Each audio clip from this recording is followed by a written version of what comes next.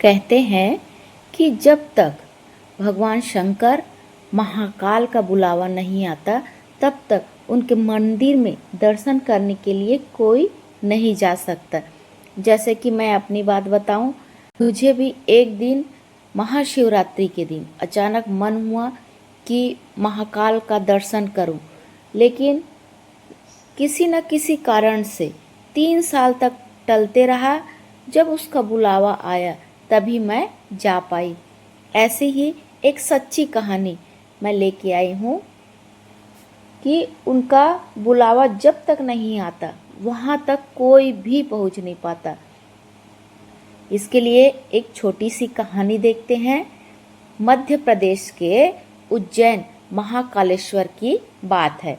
साल 2018 में एक साधारण सा व्यापारी जो महाराष्ट्र में रहता था, अचानक सपने में भगवान शिव के दर्शन हुए।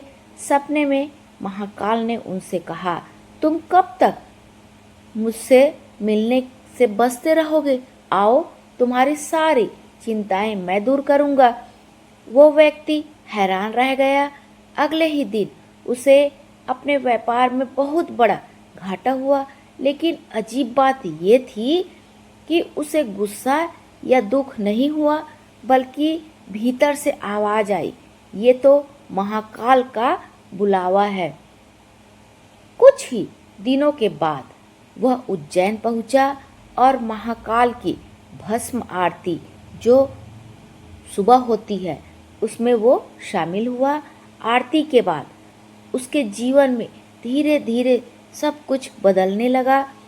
जो व्यापार घाटे में था उसी से उसे फिर से लाभ होने लगा।